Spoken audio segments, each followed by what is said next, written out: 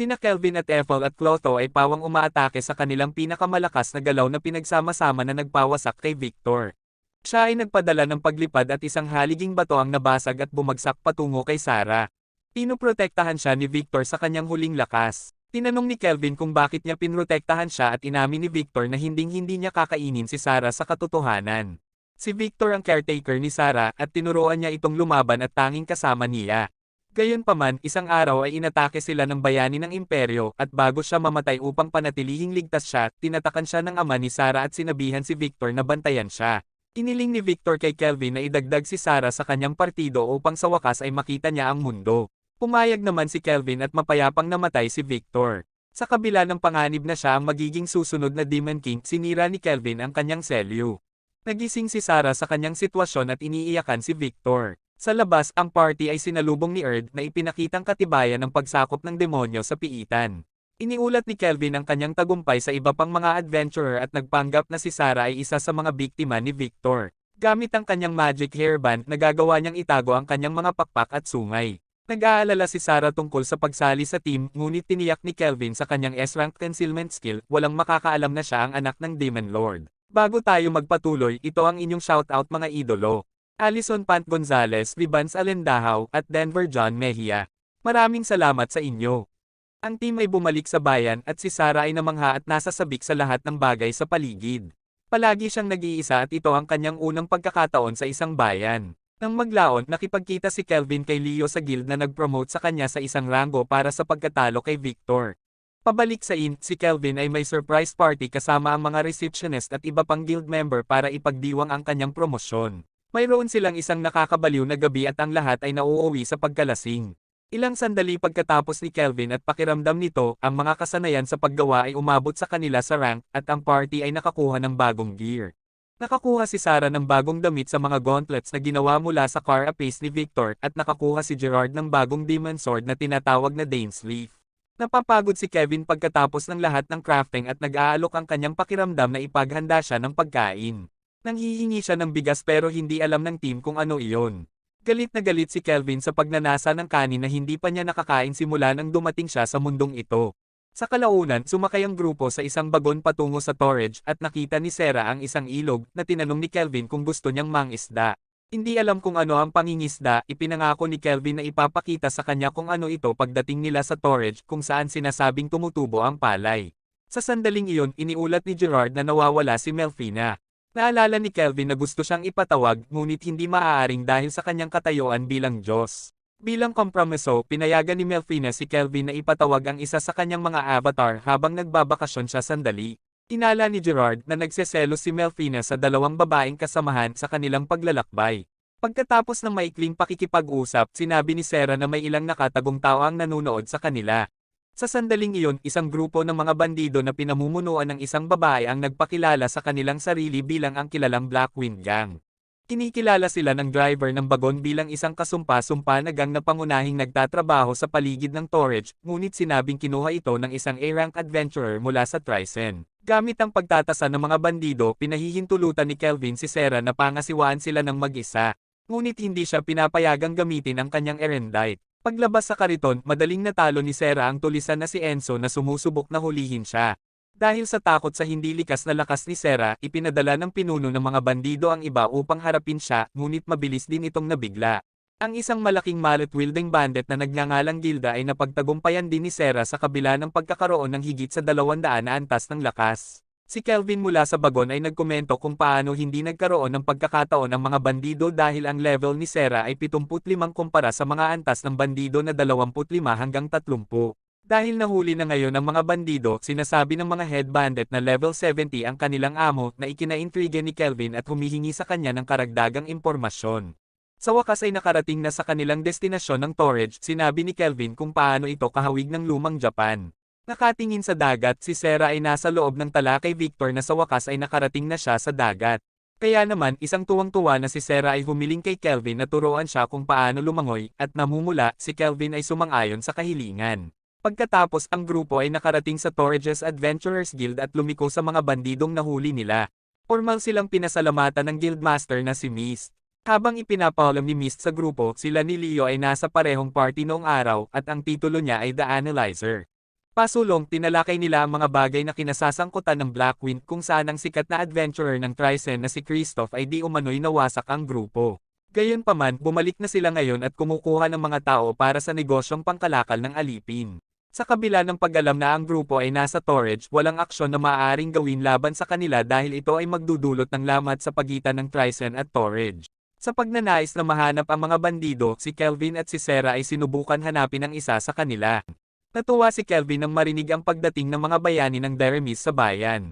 Nang maglaon, nalaman ng mga bayani ng Deremis ang sitwasyon ng bandido, at bagaman nais ni Toya na harapin ang mga ito, pinayuhan siya ni Setsuna na masangkot.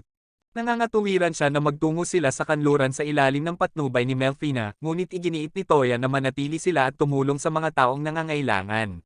Habang nag-aaway sina Toya at Setsuna tungkol sa sitwasyon, itinala ni Mist kung paano hiniling ni Kelvin na ibigay niya ang impormasyong ito sa mga bayani at inaalala kung paano nagkaroon ng plano si Kelvin na angkop sa kanyang mga pangangailangan. Sa ilalim ng base ng mga bandido, isang bandido na nagngangalang Hope ay malapit nang lumabag sa isang maliit na aliping babae na nagngangalang Ruka. Ngunit ang partido ni Kelvin ay dumating sa eksena sa tamang oras. Sinubukan ni Hope na atakihin sila, ngunit pinaalis siya ni Gerard sa isang suntok. Sa itaas na palapag, ipinahayag ni Kristoff na siya ang pinuno ng bandido.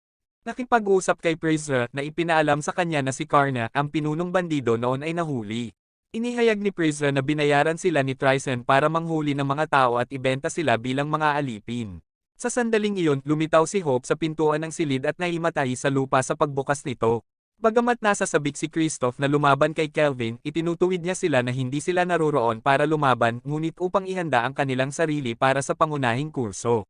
Hindi nagtagal ay narating ng mga bayani ng Deremis ang taguan ng mga bandido. Nakarating sa silid kung saan binihag ang mga alipin at nakasalubong din ng mga bayani si Clotho. Inilabas ang kanyang espada laban kay Clotho, ngunit tumayo sa harap si Lucas sa proteksyon, na sinasabing ito ang alagang hayop ng kanilang tagapagligtas. Sa pag-unawa sa kanyang pagkakamali, ipinakilala ni Toya ang kanyang sarili bilang bayani ng Deremis sa kanilang lahat.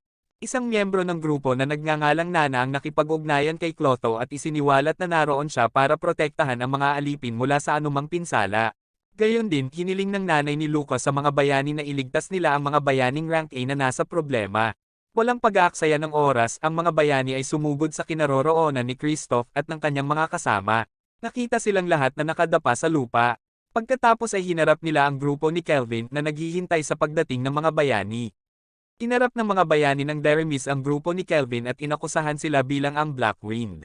Si Kelvin ay gumaganap kasama ang akusasyon at ipinagmamalaki kung gaano kahina ang grupo ni Gilda. Dahil sa takot sa katapangan ni Kelvin, ang mga bayani ng Deremis ay isa-isang nagpakilala at ipinahayag ni Toya na mabibigyan sila ng hustisya. Ang pagdinig sa deklarasyong ito ay nagpatawa at nanunuya sa kanila ni Kelvin na sinasabing sila ay masyadong mahina, ngunit nagmumungkahi ng isang laro kung saan haharapin niya silang lahat at ang manalo ay itutupad ang kanilang hiling. Bagaman pinipilit ni Toya na labanan siya ng mag-isa, pinayuhan siya ni Setsuna mula doon na napansin na may tinatago si Kelvin. Kaya sa suporta ng kanyang buong team pumayag si Toya sa mga kondisyon ni Kelvin. Pagkatapos binago nila ang kanilang lokasyon sa isang mas bukas na lugar, at ibinunyag ni Ethel na binalak ni Kelvin na kung manalo siya, papatunayan niya ang mga bayani laban kay Kristoff at sa kanyang gang. Binanggit ni Sarah ang kanyang pagnanais na lumaban, ngunit minaliit ito ni Kelvin at pagkatapos ay pinahain si Ethel ng mga sandwich na maaaring tangkilikin ng grupo habang pinapanood nila siyang lumaban. Gayunpaman, binanggit din ni Ethel ang kanyang pag-aalala na si Kelvin ay nagsasagawa ng napakalaking panganib na labanan ang mga bayani ng mag-isa, ngunit sinasabi niya na ito ay isang bagay ng pagpapabuti ng kanyang kahinaan laban sa pakikipaglaban sa mga grupo. Higit pa rito, susubukan niya ang kanyang pinakabagong trinket, ang Skill Eater. Sa kabilang banda, pinarusahan ni Toya si Kelvin sa paniniwalang siya ang grupong Blackwind Bandit na may isang string ng mga kasuklam-suklam na gawain sa ilalim ng kanilang sinturon. Walang pag-aaksaya ng oras, ang mga bayani ay tumawag sa kanilang mga individual na mga engkanto at sinimulan ni Toya ang pag-atake laban kay Kelvin. Bilang papuri sa pagbabawas ni Toya sa kung gaano kapaki-pakinabang ang pag-atake sa kanya mula sa malapitan. Pagkatapos ay ibinato ni Kelvin ang Radiant Lances laban sa kanila na pinilit sina Toya at Setsuna na harangan ang mga pag-atake. Pagkatapos ay tinawag ni Nana ang pinaamo na halimaw na nagngangalang Munie mula sa kanyang bag upang gamitin ang Fire Breath laban kay Kelvin at mabilis niyang iniiwasan ang pag-atake gamit ang isang agility buff. Pagkatapos ay ginamit niya ang kanyang Skill Eater sa Miyabi habang nagkomento si Gerard na ang trinket ay nilikha mula sa Victor's Armor. Idinetalya din ni Sera ang kakayahan ng Skill Eater sa pagkopya.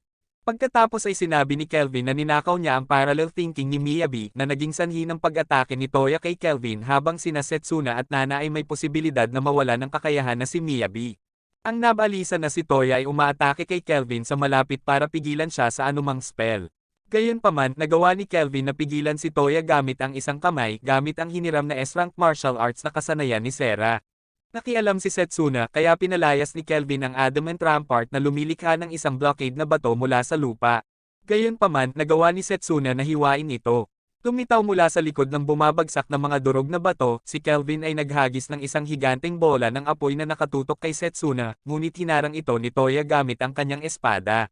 Sa kabila ng pagwawalang bahala ni Toya sa pag-atake bilang walang espesyal at pagbigkas ng kanyang determinasyon na talunin ang Demon King, sinampal siya ni Setsuna at lumuluhang sinabing mas maalalahanin siya. Isang maikling flashback kung kailan dumating ang mga bayani ng Deremis sa kahaliling mundo, kung saan si Setsuna ay nagbigay ng komentaryo tungkol dito. Nakiusap si Setsuna kay Toya na umasa sa kanila bilang isang team. Pagkatapos ay humingi ng paumanhin si Toya para sa kanyang mga nakaraang pagpapasya sa grupo. Nang naayos na ang lahat, nagpapatuloy ang laban ng binulag ng banayad na diwata si Kelvin na napansin niyang hindi matukoy sa pamamagitan ng kanyang kakayahan sa pagtuklas.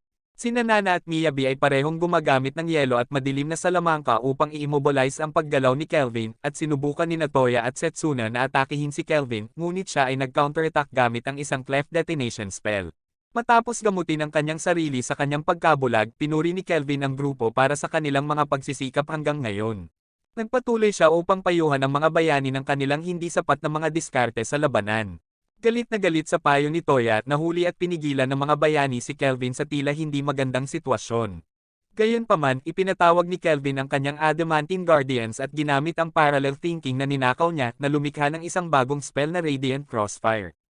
Ang paggamit ng spell na iyon ay nagpapalaya kay Kelvin mula sa kanyang mga pagpigil at isa-isang inaalis ang hero party. Pagkatapos nagising si Toya at ganap na ipinaliwanag ang katotohanan kung sino si Kelvin at ang kanyang grupo. Pagkatapos ay formal na humingi ng paumanhin si Toya kay Kelvin pagkatapos niyang malaman ang lahat at ipinangako ni Kelvin na hindi niya hahatulan ang anumang bagay laban sa kanya hanggat sinusunod niya ang kanyang panig sa bargain. Sa pagsasalita sa ngalan ng kanyang koponan, sumang-ayon si Toya. Iniling ng koponan ni Kelvin na maghubad ang mga bayani na labis na ikinadismaya. Nang naayos na ang sitwasyong iyon, tinanong ni Mist si Kelvin kung saan siya susunod at sinagot ni Kelvin na pupunta siya para magsagawa ng nakakatuwang larong parusa.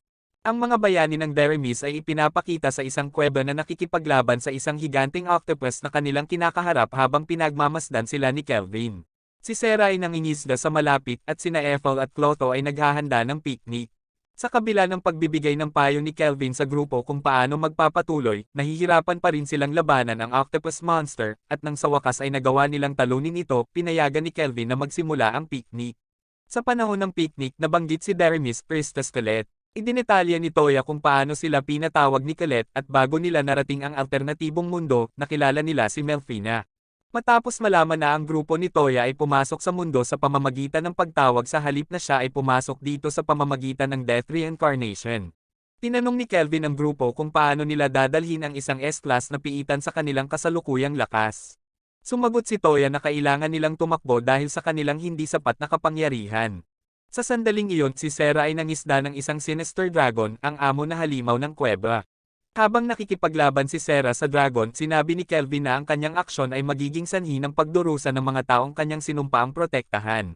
Sinabi ni Toya na sanayin muli ng kanyang grupo ang kanilang mga sarili upang makakuha ng sapat na lakas upang labanan ang halimaw. Umanga sa kanyang sagot, sinabi ni Kelvin kay Toya na pumasa siya at tumulong kay Sera sa kanyang pakikipaglaban. Pagkatapos nakita ni Kelvin at ng kanyang grupo ang grupo ni Toya habang sila ay sumakay sa bangka patungo sa kanilang susunod na destinasyon. Binibigyan niya ang bawat isa sa kanila ng isang palawit bilang regalo sa pag-alis. Habang nanunood si Kelvin, lumalayag ang barko ni Toya, nilapitan ni Gerard si Kelvin at tinanong kung ano ang nasa isip niya. Pagkatapos ay tinanong ni Kelvin si Gerard kung ang bansang Lycia na sumira sa kanyang sariling bansang Alcarl ay matatagpuan sa kontinente sa kabila ng dagat at kinumpirma ito ni Gerard. Sunod-sunod na tinanong ni Kelvin kung pipiliin nilang labanan ang Lycia, mananalo ba sila laban sa kanila. Pagkatapos ay sumagot si Gerard na naniniwala siyang gagawin nila, ngunit nais ni Kelvin na talunin ang iba pang mga S-class na halimaw sa kontinenteng kinaroroonan nila ngayon. Inihayag din ni Kelvin na ang mga pendants ay may minor stats boost enchantment at isang lihim na function na inaasahan niyang hindi na kailangang gamitin. Pagkatapos ay ipinaalam ni Sarah sa grupo na ang isang messenger na ipinadala ng guildmaster na si Mist ay nagsabi na isang mahalagang tao ang gustong makipagkita sa kanila. Pagkatapos nakipagkita si Kelvin at ang grupo sa hari ng Torage na si Tsubaki Fujiwara na nagpapasalamat sa kanila sa pakikitungo sa Black Wind Bandits at sa S-rank na dragon. Sa kabila ng kanyang pagnanais na magdaos ng kapistahan para sa kanilang mga nagawa, hindi magawa ni Tsubaki dahil sa salungatan na nakapalibot sa Tricen, ngunit umaasa pa rin siyang magantimpalaan sila ng naaangkop. Tinanong ni Tsubaki si Kelvin kung ano ang gusto niya. Sinagot ni Kelvin ang karapatang bumili ng bigas doon. Ang kahilingan ay nagpapasaya kay Tsubaki at inaangkin niya na maaari silang magkaroon ng maraming bigas hanggat gusto nila at kung maubusan sila nito, magpadala ng mensahe sa kanya na humihingi ng higit pa. Pagkatapos ay nagdaos si Tsubaki ng isang maliit na piging para sa grupo at lahat sila ay nag-enjoy. Pagkalipas ng ilang araw, inihain ni Ethel kay Kelvin ang kanyang tanghalian, isang tradisyonal na pagkain sa Hapon at pinuri siya ni Kelvin para sa mahusay na trabaho. Hindi nagtagal ay sinamahan sila ni Tsubaki na nagsabing gusto niya ang luto ni Ethel. Higit pa rito, sinubukan ni Tsubaki na akitin at akitin si Kelvin sa pamamagitan ng pananatili sa Torage, ngunit tinanggihan niya ang alok dahil gusto nilang bumalik sa park. Para tulungan sila sa daan, pinayagan ni Tsubaki ang grupo ni Kelvin na gamitin ang teleportation gate ng Torage.